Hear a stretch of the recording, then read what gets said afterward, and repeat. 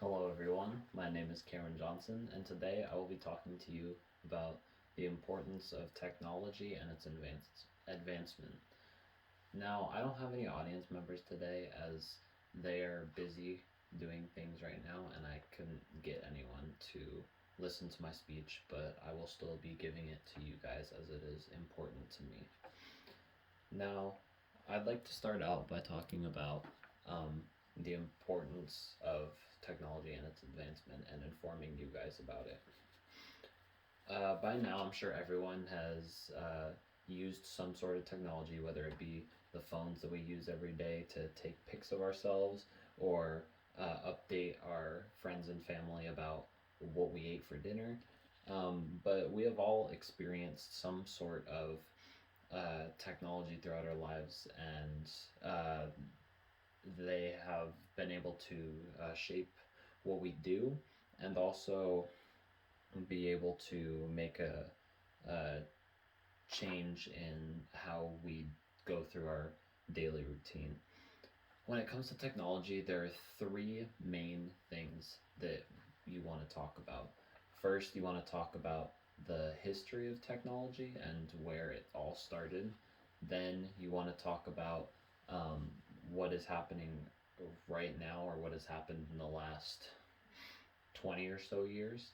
And then finally, you want to talk about where, as a movement, technology and its advancement will go in the near future. So, to start things off, um, technology is shaped, or technology was shaped by a lot of the things that we uh, did in the past when the internet was first being created, and the idea of being able to communicate with people all over the country was definitely something that was something that people were thinking about. And back then, when the internet was first being created and technology was starting to vamp up, uh, people um, people began to find ways to be able to make things easier in their lives and be able to implement them into their daily life, whether it be like how they gather information, or if you're trying to like submit something for work, technology was able to make things a lot easier than they were. Now,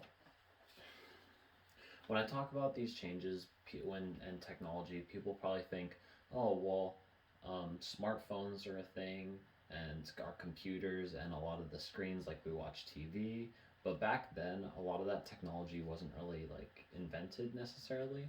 It was more so um, the ideas were, or some of the ideas were being developed. It mainly started off with things like the floppy drive when computers were first being invented and distributed, and also the first iteration of the internet, which sprung up blogs, personal websites, and other such uh, more personal websites. Things like search engines weren't really a thing back then.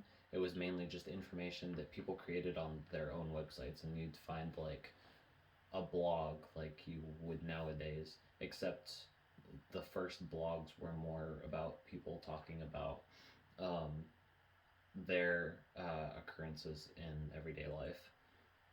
Now, that shaped how technology turns out today, because when we think about like the when the internet first started and when blogs and websites were first created, they shaped the way that our society went through um, and developed and created a easier way to be able to communicate with other people instead of having to have to call someone like normally, like over a landline, and hope that someone else in your house wasn't using it.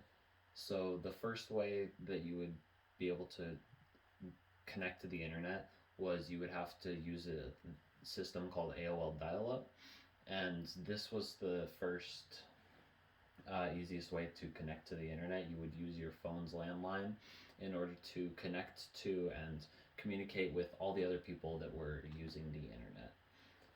Now, today, a lot of technology has been centered around like screens. Like we have our phone screen, like what I'm using to record this with, or a computer screen, which I'm using to time myself.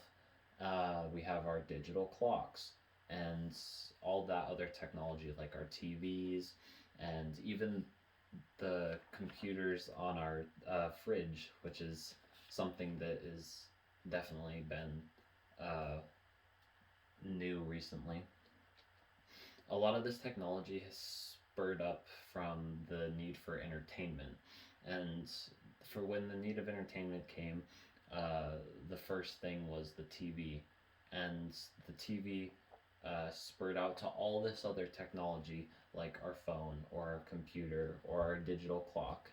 And all of that was able to entertain us and allow us to do a lot of what we used to do um, a lot easier and have access at our fingertips to the information that we needed.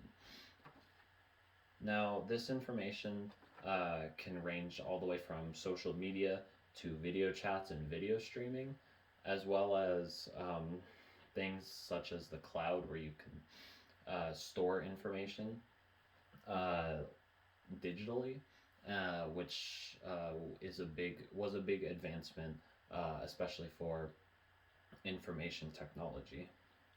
Now, a lot of the stuff has changed our lives, as in such as social media. We've been able to communicate with each other easier and find a way to connect to new people that we would have never met if this technology wouldn't have existed. And throughout, as we age, there's this thing called Moore's Law. It's kind of been outdated recently, but what it stated is that the progression of technology over each decade usually doubles. So after a decade, the progression of technology usually doubles. But since rapid expansion, that has been proven wrong. Now, let's talk a little bit about the future of technology. So, the future of technology, there's not much that we can know because obviously it's the future, but there are things that we are presuming will happen, like blockchain will make things easier so there's not like a middle person. You can just connect without there being like a middleman for internet. And things such as quantum computing, having super fast computers and all that, and the future of technology is definitely something that will progress. Now, whether you grew up with AOL dial up or an Apple smartphone, all of the technology throughout history and even today has a great impact on our daily lives and changes us. And the advancement of technology will keep growing and is important, and you should know about that. And I thought that you should know about that as well, because it is an important thing in our lives. Thank you.